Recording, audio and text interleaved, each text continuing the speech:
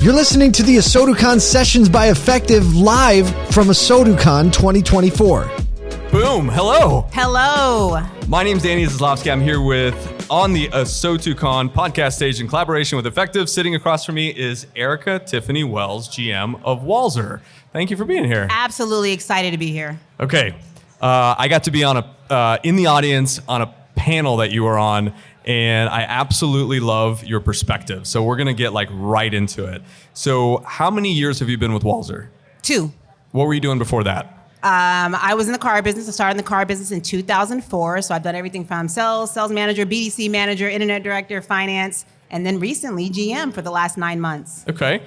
Congratulations. Thank you. And the stores that you were in before, would you consider them traditional in their behavior, the way that they operated? And do you, because I know enough about Walzer that they're single point of contact. Yep. Was it single point of contact where you came from? It was not. I've done traditional for the last 18 years prior to. So going to single point of contact and negotiation free was completely foreign to me. And negotiation free. Yes. I had no idea what it was going to look like. I was super scared about it, but I was also super excited because I was like, listen, I want to be a progressive dealer. I want to be at the forefront of what's changing. I know what 18 years of doing it the traditional way looked like, and at the time I didn't know if single point of contact was the way, but I knew it was a different way. And from that point, I said, I'm all in. I want to know what you guys are doing. So let's dig into that for a minute because we're talking about the way people really want to buy cars. And the panel that you were on the other day had opposing views. There were some people that said, nope, this is not the way, and you need experts in every piece of the process. Do you feel like you need experts? I do, but I don't think you need one expert. The biggest problem is that dealers want to have control over everything, right? And there's this idea that only one person can be the master and one person can be the control. So we don't trust our salespeople, so we don't give them information. They don't know the programs. They don't know the specials. They don't know how to get to a lease. Yeah, but my profit's going to go down if I do that. No, your profit's going to go up because you're going to empower people who feel like they don't have to be in control because everybody's in control. What we really want is the customer to be in control. The customer wants to dictate their experience. And to the point that was made in the earlier shows is that the transparency and ease of use and the information that they have available to them, they already know. So when you come in and offer them an experience that matches what they want, and the thing is that not everybody wants the same experience. It's not one size fits all, right? It has to be one size fits one, right? That's what Will Guidara says, right? Okay. Because at the end of the day, you think about a restaurant, I can go in and sit down. I can sit down at the bar. I can order Uber Eats. I can do takeout. I can have an experience at the same restaurant 6 different ways. So you have to cater to all the customers in all the ways that they want, and it's not necessarily going to be the same. But what dealers want to do is they want to silo people in one direction and out the front door and in the back door. Instead of thinking of it as a crossroad with 4 directions, think of it kind of like a loop. And so anybody can come in at any time and they can come out at any time. If you do that, you're going to have a better experience for everyone. It's too bad you don't have any passion about this. Just a little bit. Negotiation free. Yep. Single point of contact. Yep. Are you guys the pilot store for this, or does every store do this? No, I actually, Walzer's been negotiation free for 20 years.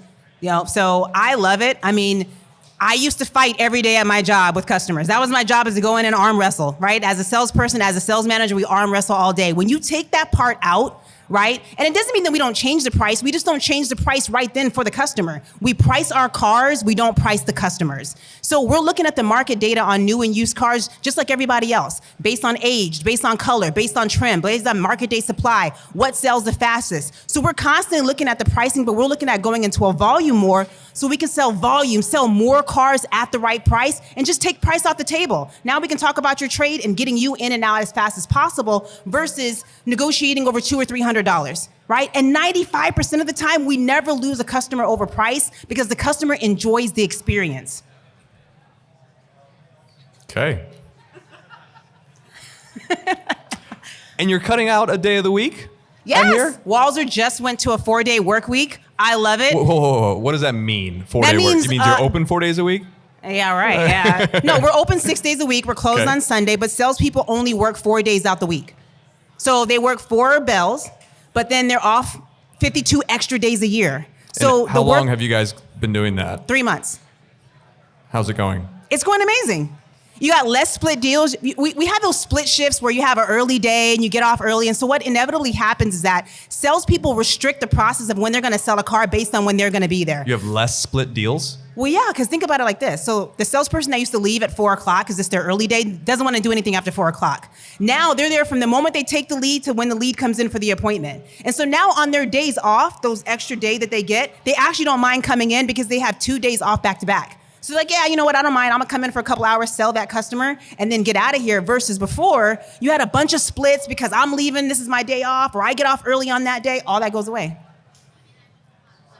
Do you think that is, so are other stores doing that and following your? All 28 of the Walzer stores are on 4-day work weeks. We even have some of our service departments on 4-day work weeks. I was just going to ask, how does that flow into into And for our fix? technicians. Yep, technicians, 4-day work week. Wild. So you have been, currently, my understanding is you're the only female general manager in Walzer right now? Okay, so I bring that up mainly for anybody that's listening who's inspired by that. Yeah. But what's that journey been like? And do you find yourself sitting at tables and having a different opinion for the sake of different? Or do you find yourself having a different opinion because you're convicted to see change? No, sure. I started out in 2004. I was a service writer in 2004 for a small independent shop. I worked at a buy here, pay here after that. That's kind of as I got my role into selling cars. I became a sales manager, got into finance, and then I hit a wall and I couldn't get anywhere. For 15 years, I was sitting in this spot saying, how come I can't get to the next level? I knew I wanted to be a general manager, but I just needed the opportunity. And at the beginning, it's because I conformed to try to think like everybody else. You know, I wanted to look like everybody else. I wore the blue suit with the khaki pants. I said, if I could just look like a GM and do what they do, maybe I could get there. Until I realized that when my thoughts differently and what ideas I brought to the table from a different perspective was actually what made me different. And so when I started talking to the general managers with my new creative ideas and said, hey, why don't we do it a little bit differently? They were open-minded to say, hey, wait, there's something different about her. And that's actually when my career kind of catapulted to the next level. I started meeting people like Andrew Walzer and Paul Walzer and having conversations with progressive dealers who said, we like the way you think, you do bring something different to the table, and we'd love to have you on our team. You put the same people around the table, you get the same ideas, Yep. right? Yep. So, and as you've been creating a culture, because you're now GM of the Hyundai store, you talk about people are the new currency. That can be taken both ways. What do you mean by that? People are the new currency because they're your most valuable asset. When you take care of your people, you're taking care of the very thread of your company. I don't care what architect of technology you use or what idea you bring from conferences like that. If you can't take it and get it to be influenced by the people who have to execute it, you have nothing, right? It's not the idea or the product or the technology. It's the influence of the people behind you who are going to have such equity with you that you've poured into them that you could write a blank check and those people are willing to fight for you. They're willing to walk through walls for you, right? Yep. Because they believe in you and your idea and they say, Eric, I don't know if this is going to work, but I believe in you enough that I'm willing to stand behind it. So whether you're a traditional dealer or single point of contact, whether you're deciding about changing one of your products or services, you have to make sure that whatever information you have here, you take back to your team and that they believe in you and that they're the currency and that you take care of your employees first, who then will take care of your customers. So we talk about this at VinQ, we talk about this at Country Hill Motors, the idea of run faster. It's something I've talked about. And when I say run faster, what I mean is run faster than me, because I love being on the front line. And the biggest compliment you can give me is to get out in front of me by solving a problem before it gets to me and doing it in a way that something I couldn't even do, which I imagine when you're leading in the way that you're leading, it's creating a culture of people who are out in front of you and saying, I got this, Erica. Like, I'm good. Absolutely. Share some stories around that. How do you, like, what these changes that you guys have made, how has your culture improved? And maybe even if you have any numbers around how maybe profitability's improved, I'd love to know.